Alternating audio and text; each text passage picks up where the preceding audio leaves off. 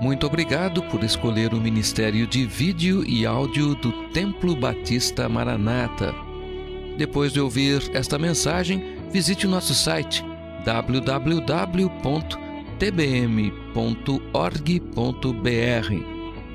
A nossa igreja oferece discipulado cristão, instituto bíblico e muitas oportunidades para o seu crescimento espiritual. Que Deus o abençoe. Maranata, ora vem, Senhor Jesus.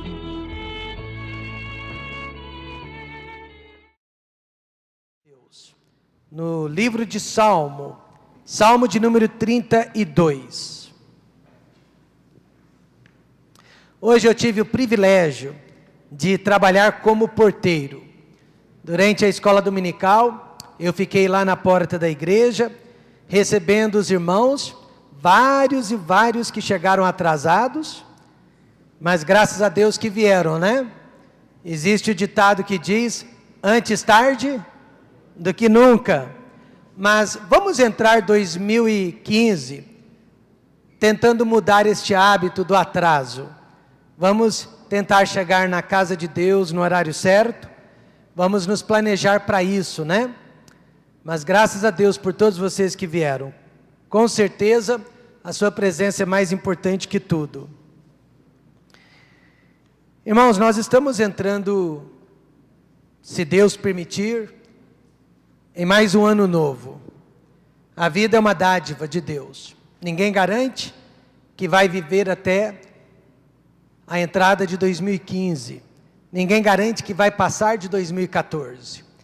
E assim também ninguém garante que vai viver o ano inteiro de 2015. Nós não sabemos.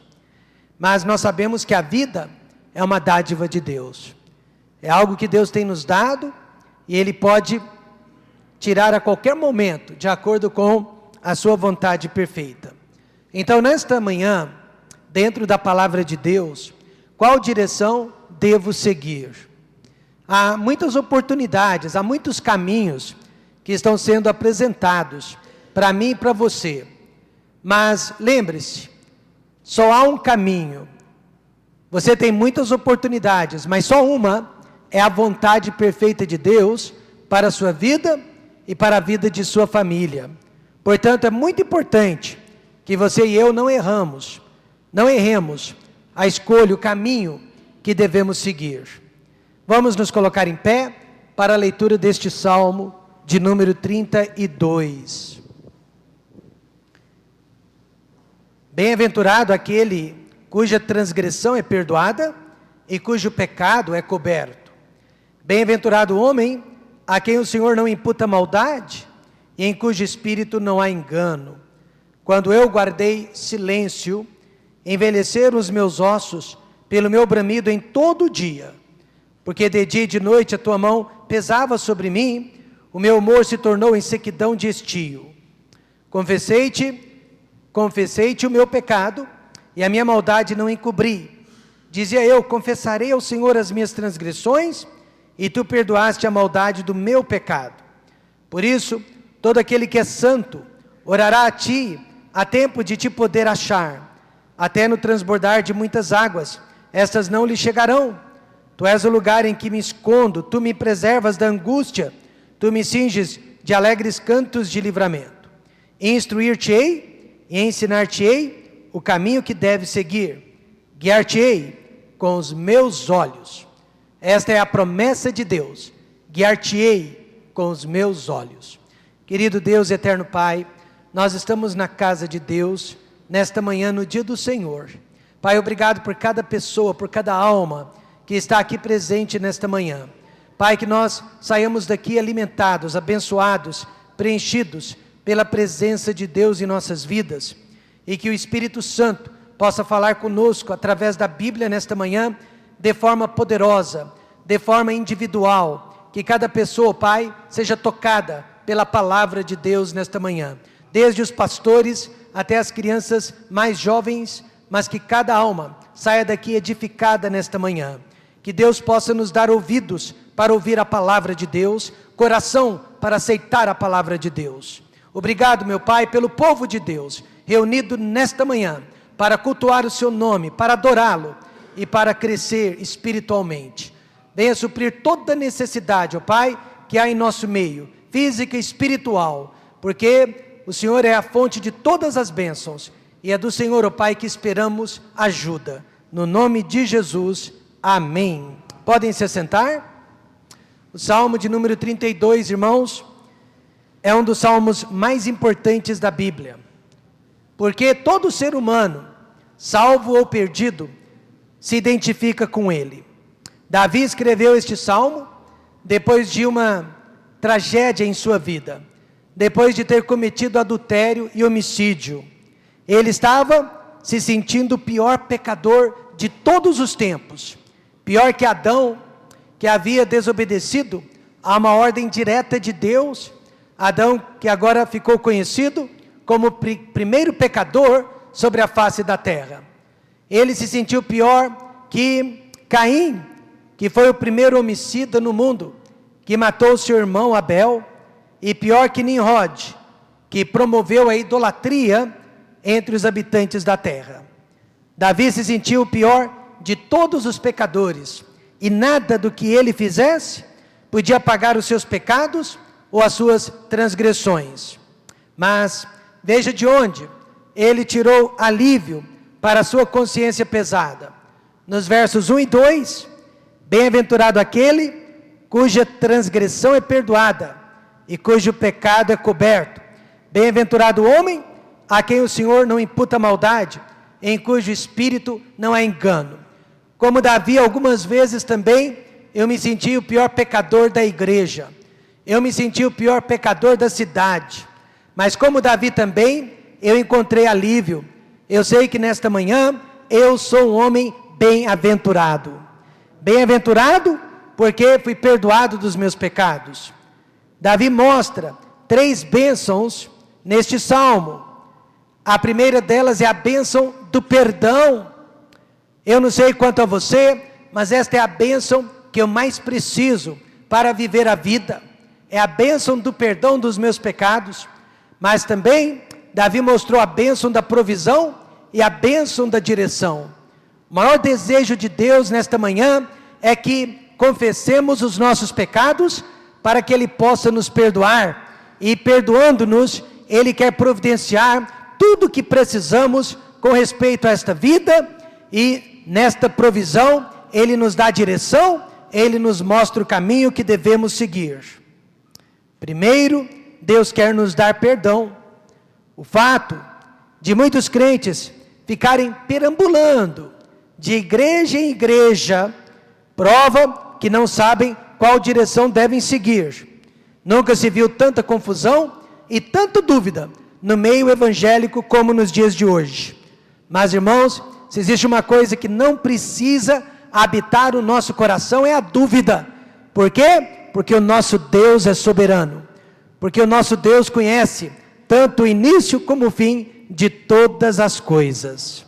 Uma jovem adolescente estava muito confusa com relação à vontade de Deus, e com isso ela estava perdendo peso, ela estava perdendo até cabelo, e não conseguia dormir de tão ansiosa que estava. Ela precisou até de tratamento médico. Mas sabe onde, como ela alcançou a vitória? Foi estudando e acreditando nas promessas do Salmo 32. Deus não é o autor de confusão. Ele deseja revelar a sua vontade perfeita para as nossas vidas. Meus irmãos, sabe qual deveria ser a maior ambição para o ano que se aproxima? O centro da vontade de Deus. A nossa maior ambição não deveria ser prosperar financeiramente? A nossa maior ambição não deveria ser prosperar fisicamente? Mas a nossa maior ambição para o ano que se aproxima deveria ser a vontade perfeita de Deus. Homens e mulheres dentro da vontade perfeita de Deus. Então, nesta manhã, qual direção devemos seguir? Em primeiro lugar, devemos seguir o caminho de Deus.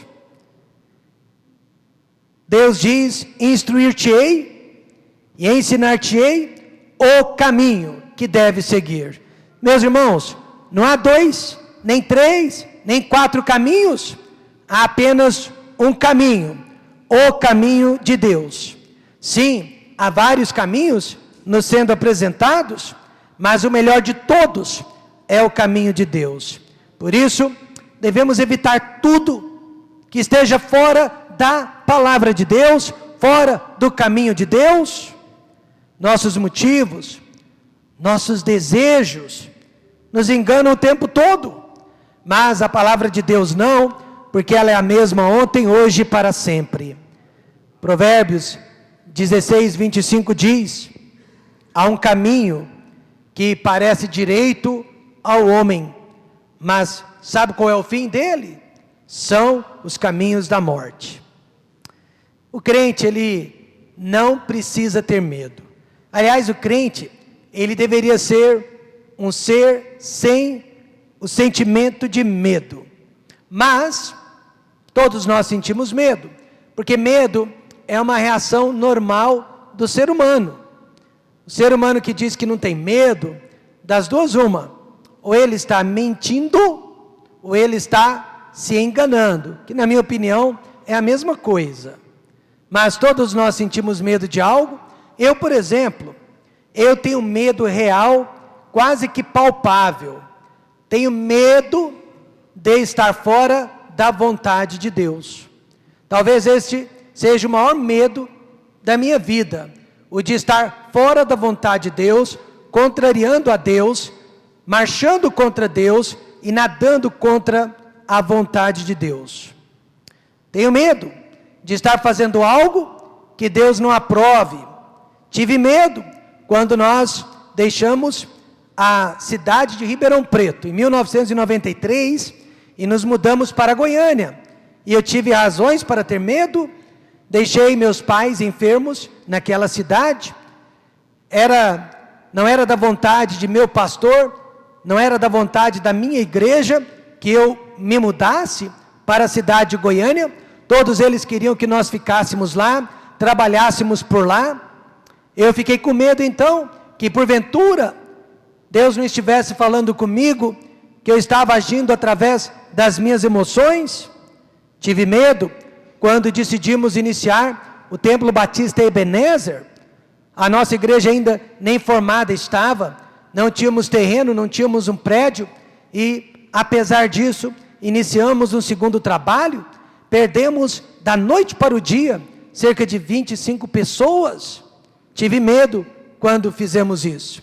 Tive medo quando nós saímos de Goiânia e fomos para Londrina começar um novo ministério.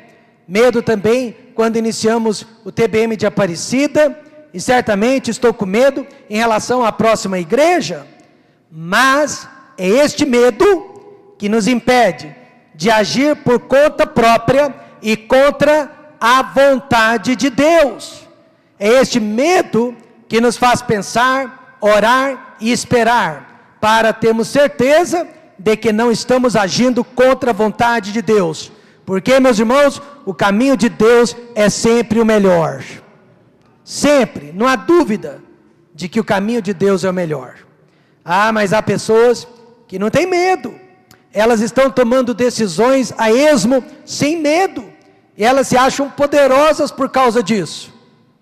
Não, meus irmãos. É este temor reverencial de Deus que nos impede de nos precipitarmos e agirmos de acordo com a nossa vontade ou a vontade de outros, mas não a vontade de Deus.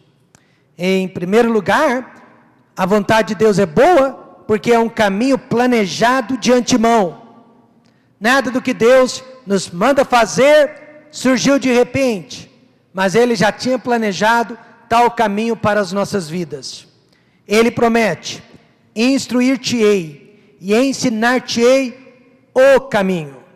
O caminho aqui significa um plano perfeito que Deus tem traçado para as nossas vidas. Sabe qual é o maior êxtase da vida cristã? Não é cantar, não é estar na igreja necessariamente. O maior êxtase é encontrar, seguir e cumprir o plano de Deus para a sua vida.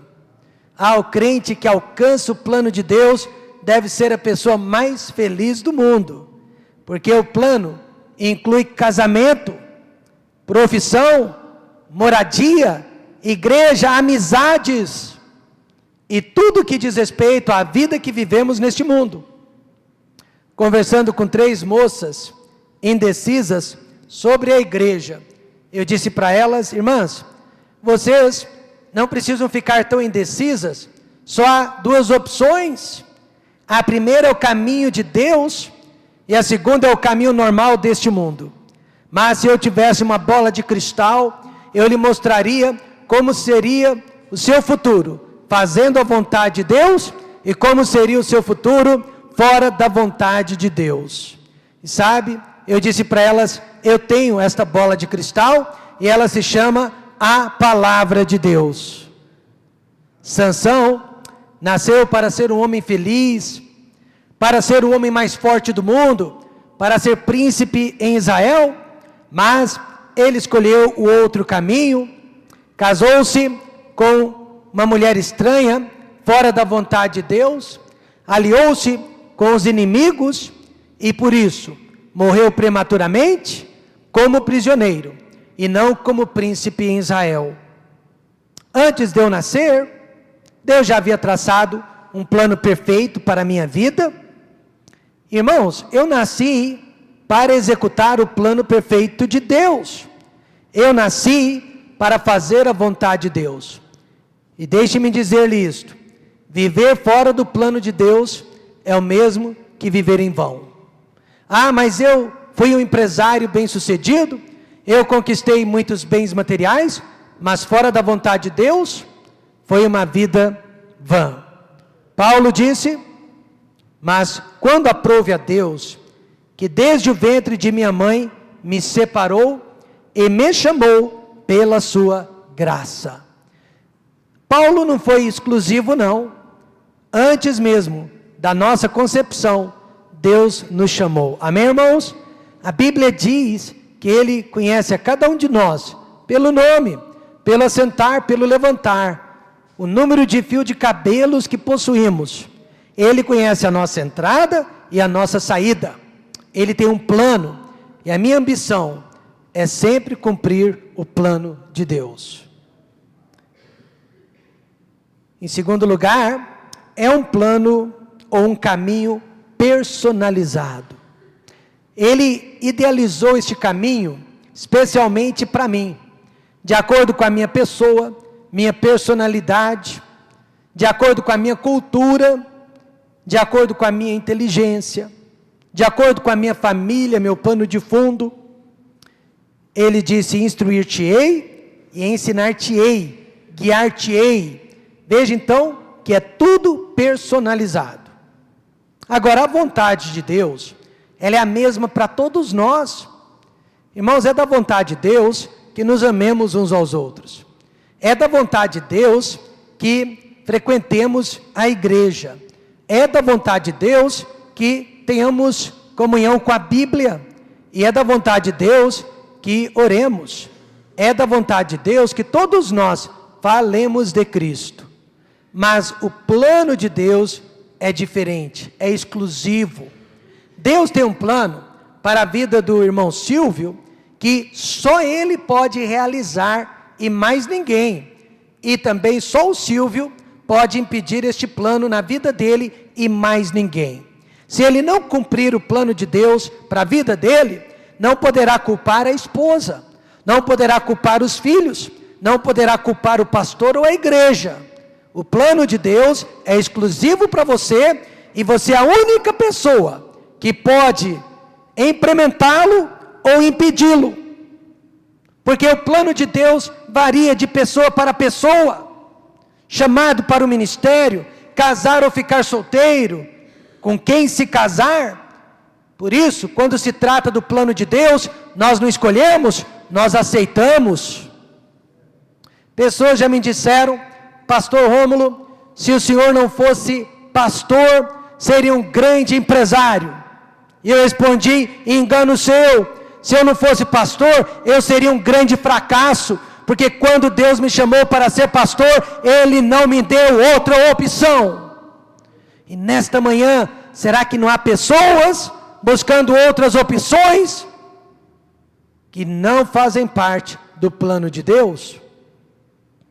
Ao invés de se preocupar com o plano de Deus para a sua vida, pessoas estão aqui preocupadas com o plano de Deus para a vida dos outros.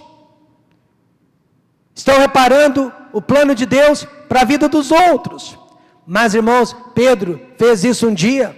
Ao invés de se preocupar com o plano que Deus tinha para a vida dele, Pedro chegou para Jesus e perguntou: Senhor, mas o que será deste? E Jesus, irmãos, respondeu: que te importa a ti? Traduzindo, não é da tua conta. O que você tem com isso? Faça a minha vontade na sua vida. E não se preocupe sobre a minha vontade na vida de outros. Siga então, irmãos, o caminho de Deus. Você tem sido bombardeado com muitas opções. Você tem tido muitas oportunidades.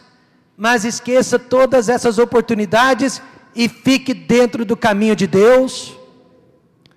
Pastor, o que o senhor pode me prometer? Que você nunca vai se arrepender, amém, irmãos?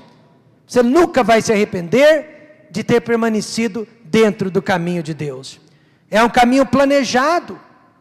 Deus não inventou este caminho da noite para o dia, mas Ele já havia planejado este caminho para você, mesmo antes de sua existência. E é um caminho personalizado. Só você pode realizá-lo, ninguém mais pode realizar este caminho ou impedi-lo, a não ser você mesmo. Não é maravilhoso saber nesta manhã, Deus tem um plano para a minha vida? Não é maravilhoso saber que Ele já tem tudo planejado para você? Siga então o caminho de Deus. Em segundo lugar, devemos seguir os olhos de Deus. Ele disse: guiar-te-ei com os meus olhos. Agora, irmãos, os olhos de Deus são a Bíblia Sagrada. É a palavra escrita de Deus. Os nossos olhos só podem ver o que está à nossa frente. O cavalo, que é o cavalo, consegue olhar melhor do que nós, né? Com aqueles olhos enormes, eles têm uma visão periférica. Nós não temos. Nós só olhamos para o que está à nossa frente. Por isso, as nossas decisões são baseadas em emoções. Não podemos ver o futuro como Deus o vê. A Bíblia diz: confia no Senhor de todo o teu coração e não te estribes no teu próprio entendimento. Um casal prestes ao divórcio só me procurou para dizer que iriam se divorciar. O homem havia caído em adultério e ele estava sinceramente arrependido, mas a esposa não conseguia perdoá-lo e ele não suportava mais ser tratado como lixo. Divórcio era a única solução para os dois. Eles estavam fazendo uma decisão baseada em sentimentos de ódio, orgulho e amargura. Mas então, irmãos, eu peguei a bolinha de cristal, né, que se chama Bíblia Sagrada, e mostrei um pouquinho do futuro, o que iria acontecer com eles, o que iria acontecer com ela, o que iria acontecer com ele, o que iria acontecer com seus filhos. Graças a Deus, depois de ver a bola de cristal, eles optaram pelo perdão. Irmãos, já fazem 20 anos, e aquele casal está junto até os dias de hoje. Sozinhos em casa, porque os filhos já cresceram, já se casaram, já se mudaram. E agora eles sabem a importância que é um para o outro. Os olhos de Deus são a Bíblia. Nossas decisões devem ser baseadas na palavra de Deus e não nos nossos sentimentos. Guiar-te-ei com os meus olhos, é uma promessa divina. Significa guiar-te-ei com a minha palavra, a Bíblia. Dr. Roger Peterson me disse: Rômulo, quando você não sabe o que fazer, leia a palavra de Deus, até que os versículos saltem da Bíblia. diante dos seus olhos. Até que os versículos saltem da Bíblia diante dos seus olhos. Amém, irmãos? Portanto, nós temos os olhos de Deus nesta manhã, que se chama a Bíblia Sagrada. Nós já tivemos pessoas tristes, chateadas e até decepcionadas com o pastor desta igreja. Mas sempre que isso acontece, o que eu peço dessas pessoas, me mostre se eu estou fora da palavra de Deus. Me mostre se eu estou fora da Bíblia. Caso contrário, não fique chateado, não fique decepcionado, porque o pastor, mais do que qualquer pessoa, tem a obrigação de ficar dentro das Escrituras. Moça, quando o rapaz certo aparecer, você vai saber que ele é da vontade de Deus. Eu digo isso porque uma jovem moça, conhecida nossa, apaixonou-se por um rapaz, mas seus pais disseram: filha, nós não sabemos onde colocar o dedo, nós não temos nada contra a índole desse moço, mas não temos paz, não acreditamos que ele seja a vontade de Deus para a sua vida. Mas a moça estava muito apaixonada para dar ouvidos aos seus pais, e ela insistiu naquele namoro, casou-se com o rapaz, para depois de um ano descobrir que ele gostava mais de homens do que de mulheres, e por causa de homens, desprezou o amor da própria esposa. Por isso eu digo, quando o rapaz certo aparecer, ele vai agradar a todos, amém, irmãos? Vai agradar aos pais e vai agradar a igreja também, porque quando é da vontade de Deus, irmãos, há paz e alegria. Salmo 119, 9 diz: com que purificará o jovem o seu caminho? Observando-o conforme a tua palavra. Observando o seu caminho, conforme a palavra de Deus. Devemos seguir o caminho de Deus. Devemos seguir os olhos de Deus. Nesta manhã, quantos de nós poderíamos dizer, em 2014, eu segui um caminho que não for o de Deus? Foi o caminho estipulado pelos meus amigos, minhas amizades? Foi o caminho estipulado pela mídia, pelos meios de comunicação? Foi o caminho estipulado pelo meu trabalho? Ou até mesmo por mim mesmo? Mas com certeza eu não trilhei o caminho de Deus. Quantos poderiam dizer que neste ano você seguiu os olhos, não os de Deus, mas os seus próprios, ou os olhos de outras pessoas? Meus irmãos, diz o ditado que viver é um risco. E eu não quero viver me arriscando, seguindo o caminho de outrem e seguindo os olhos de outrem. Eu quero seguir o caminho de Deus e os olhos de Deus. Isso é muito importante. E em terceiro e último lugar, devemos seguir a sabedoria de Deus. Nesta manhã, muitas pessoas aqui que eu consideraria inteligentes. Só Deus sabe, né? O valor do seu QI. Mas, deixe-me dizer-lhe isto: inteligência não tem nada a ver com sabedoria. São duas coisas diferentes. Escute o que a Bíblia diz. Deus falando conosco: não sejais como o cavalo, nem como a mula, que não tem entendimento. E a palavra entendimento aqui é sabedoria, cuja boca precisa de cabresto e freio, para que não se cheguem a ti. Eu não entendo muito sobre fazenda, sobre animais, mas o João Carlos já me ensinou um pouquinho sobre cavalos. Não sei se foi ele que me contou, mas um fazendeiro comprou um cavalo muito bonito, forte, robusto, e queria usar aquele cavalo para juntar o gado no curral. Mas o cavalo estava acostumado a puxar carroça.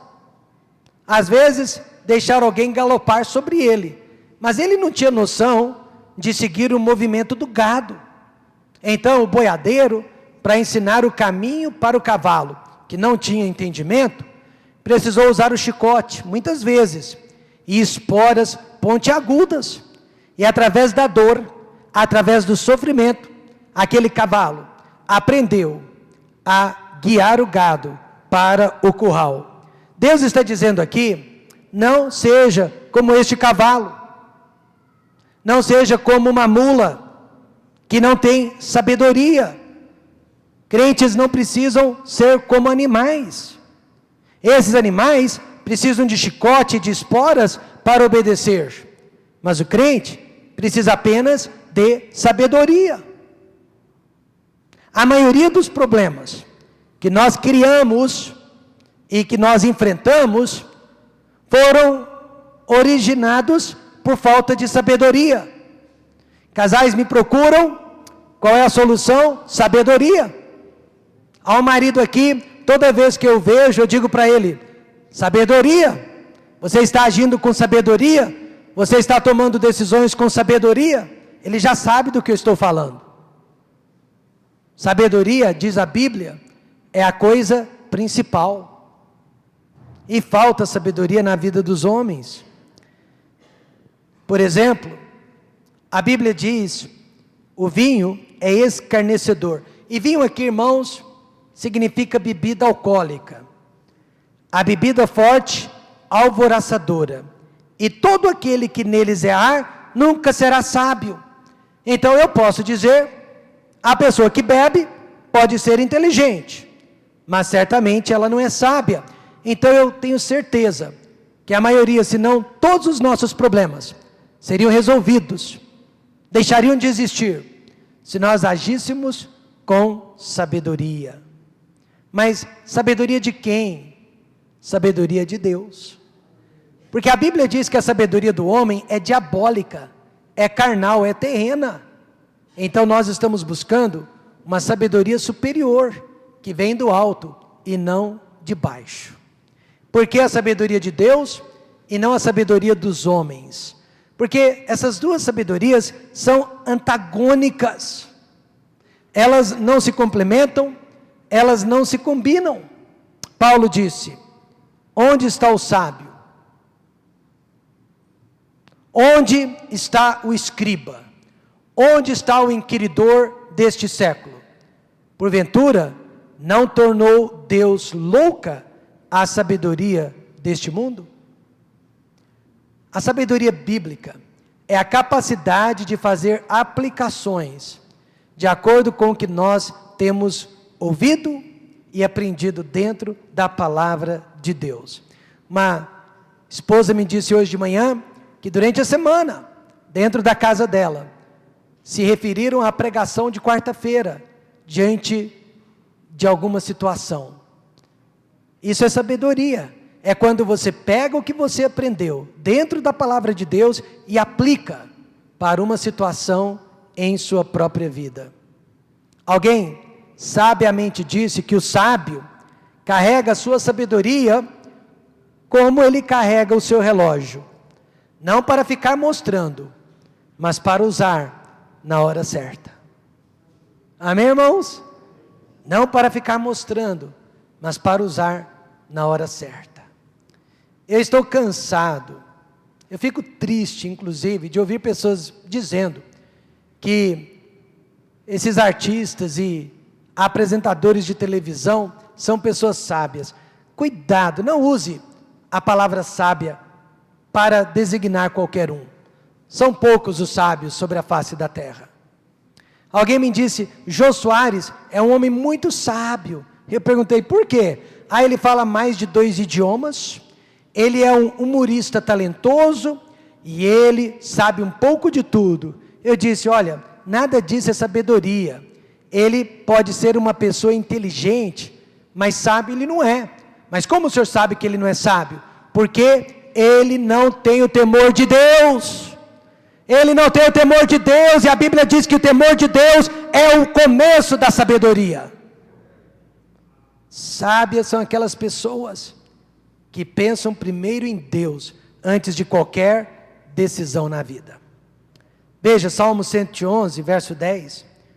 O temor do Senhor é o princípio da sabedoria. Bom entendimento tem todos os que cumprem os seus mandamentos. Muitos jovens estão pedindo orientação de seus amigos, da escola ou até mesmo do trabalho. Muitos jovens estão ignorando a orientação dos pais e do pastor. Como diz a Bíblia, né? Eles estão optando por um outro caminho, cujo fim são os caminhos da morte. Há uma gíria que diz, vão entrar numa fria, né? Roboão, ao invés de seguir o conselho dos anciãos, seguiu o conselho dos seus amigos, dos seus companheiros que cresceram com ele. Perdeu o reino. Recentemente, eu contei para uma jovem a lenda de Ulisses, personagem da mitologia grega. Ulisses, ele estava retornando para casa, e ele passou por muitas aventuras. Ao atravessar a Ilha das Sereias, Ulisses mandou os seus marinheiros amarrá-lo com cordas novas ao redor do mastro. Ele queria muito ouvir o som das sereias, mas ele não queria pular ao mar, porque se pulasse ao mar, ele morreria. Ele sabia que o som das sereias era apenas um chamariz. Os marinheiros fizeram o que Ulisses mandou, o amarraram com cordas novas, e quando eles estavam passando pelo local onde as sereias cantavam, Ulisses fez de tudo, ele se contorcia para se soltar daquelas cordas. Ele queria pular ao mar, ele queria ir ao encontro daquele som. Ele gritava para os seus marinheiros para o soltar, mas os marinheiros não podiam ouvi-lo porque haviam colocado cera nos ouvidos. Finalmente, o som das sereias parou e Ulisses voltou ao normal. Eu disse para aquela moça que as cordas novas, que Deus usa para nos amarrar e nos impedir de pular na morte, são os nossos pais. Amém, irmãos? As cordas que Deus usa para nos amarrar são a nossa igreja e principalmente a palavra de Deus. Deus tem usado, irmãos, muitos meios para dizer: não vão por este caminho. Mesmo que você esteja sendo tentado, mesmo que você esteja ouvindo o som das sereias, não vá por este caminho. Esta é a palavra de Deus, os olhos de Deus. Portanto, qual direção eu devo seguir? Eu devo seguir o caminho, e o caminho é o de Deus. Caminho planejado, desde toda a eternidade. Qual que é a minha importância diante de Deus? Ela é eterna, porque a Bíblia diz que Ele me conheceu desde toda a eternidade. É um caminho personalizado, só eu posso realizar o plano de Deus para a minha vida, só eu posso impedi-lo também. E Ele tem um plano assim, específico, para cada pessoa aqui nesta manhã. Eu devo seguir os olhos de Deus. Os meus olhos, mesmo porque já estão cansados, né? Já tenho presbiopia. Eu não quero seguir os meus olhos, eles estão vendo tudo embaçado. Eles não estão mais vendo com nitidez. E mesmo que você esteja na flor da idade, os seus olhos também podem enganá-lo. Nós temos que seguir os olhos do nosso Deus. E eu devo seguir a sabedoria, não a que vem do meu coração, não a que vem da terra, mas a sabedoria de Deus. Por isso, quando você procura um dos pastores desta igreja, nós só vamos lhe mostrar o que a Bíblia ensina. Uma vez, eu deixei alguém muito bravo comigo por causa disso. No meu escritório, a pessoa disse: pastor, eu não quero saber o que a Bíblia diz, eu quero saber a sua opinião. E eu disse: eu não posso lhe dar a minha opinião, eu sou um pastor. Se você quer a opinião de alguém, procure então um psicólogo. Mas se você quer a opinião de Deus, procure o pastor. Amém, irmãos? Mas eu não posso tecer minha opinião. Mesmo porque eu espero que a minha opinião sempre seja a opinião de Deus. Veja, Provérbios 3:7 diz: não seja sábio a teus próprios olhos, teme ao Senhor e aparta-te do mal. Deus tem um plano para cada criatura. Quero terminar contando o que eu ouvi outro dia. A sábia coruja pousou sobre a árvore. Quanto mais ela observava, menos ela falava. Quanto menos ela falava, mais ela ouvia. Vamos tentar imitar a sábia coruja. Nesta manhã, vamos observar. Falar menos e observar mais. Quando nós éramos uma igreja pequena, uma igreja recém-nascida, eu dizia para os irmãos o que poderia acontecer. Hoje, 21 anos mais tarde, eu posso dizer para os irmãos o que aconteceu. Não é verdade? E eu desafio qualquer irmão que está conosco desde o início, se o pastor Rômulo em algum momento profetizou algo que não tenha acontecido. Em relação à criação de filhos, em relação à nossa própria vida pessoal, em relação ao relacionamento de cônjuges, eu só peço para você me dizer se este pregador falhou em qualquer uma de suas profecias. Não, porque não eram minhas profecias, mas ensinamentos da palavra de Deus. Irmãos, o que eu mais insisto nesta manhã: não sejas sábio a teus próprios olhos. Toda vez que nós nos aproximamos de pessoas, quer seja para edificação, para correção, para exortação, essas pessoas têm seus motivos, têm suas razões. Não seja sábio a teus próprios olhos. Teme a Deus e aparta-te do mal. Deus tem um plano para a sua vida. Não aceite outro plano que não seja o de Deus. Vamos fechar os olhos e vamos orar.